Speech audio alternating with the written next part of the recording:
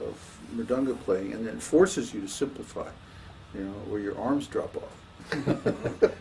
They feel like it anyway. Show me some of those backbeats. Yeah. Well, I've been doing it every day for months. But I can't figure it out. Ibidi, ibidi, ibidi.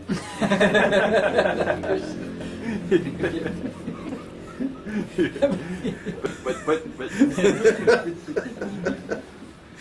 I mean, what can I say? Okay. The only way I did it was by hearing, Nobody showed me any of that stuff. I just heard it. Oh well. Today we're going to start the second wave of the Nectar of Devotion, Bhakti-rasāmr, Sindhu, the ocean of immortal nectar of devotion. It's written by Śrīla Rūpa Gosvāmī, the great acharya of our lineage, after Lord Chaitanya. And now this second part is the science of rasa. So far we've been discussing Vaidhi Bhakti, or regulated devotional service, according to the rules and regulations of the scriptures. But now we're going to begin the study of Transcendental Mellow, or rasa. Bhaktisiddhanta Saraswati Thakur translated the word rasa as Transcendental Mellow. And in this case, the mellow means specific emotional taste. Look in my white pants that I put in the laundry. Yeah. Yeah. In the pocket.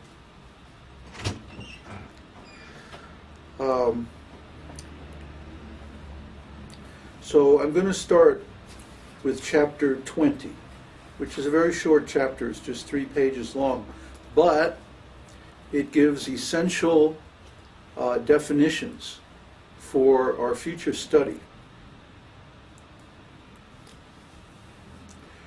So remember, this is not the complete translation of Bhakti-rasāmr Sindhu. This is the summary study or condensed version by Śrīla Prabhupada for his Western students.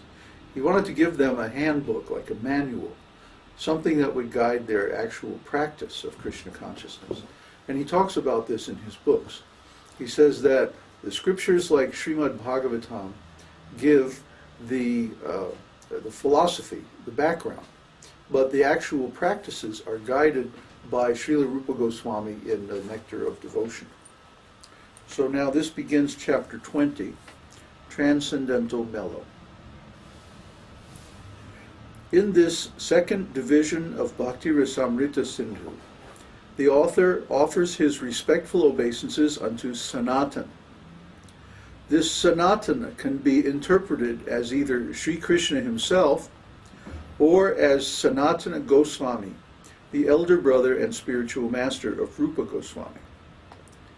In the case where Sanatana is accepted to mean Sri Krishna, the obeisances are offered to Krishna because he is naturally so beautiful and because he is the killer of the demon Agha.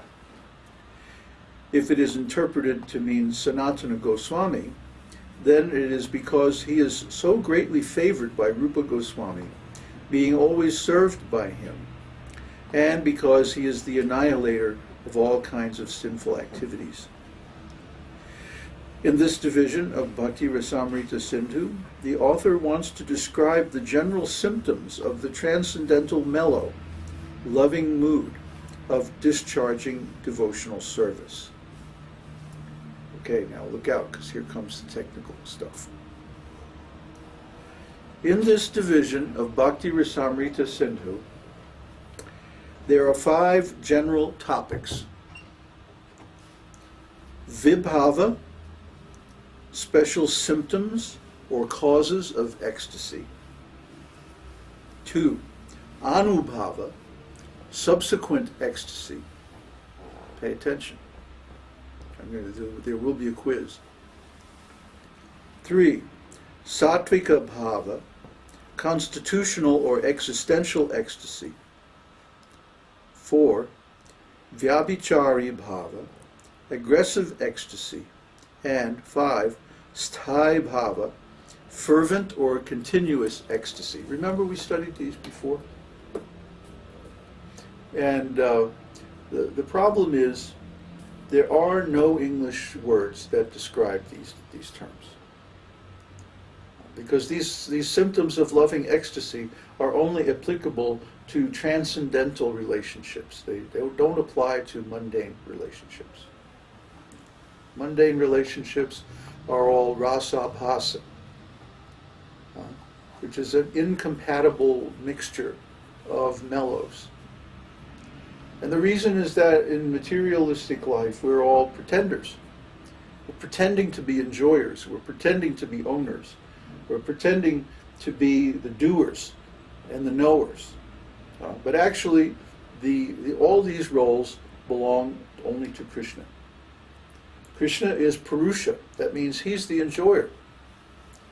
And we are Prakriti. Prakriti means the energy, the enjoyed.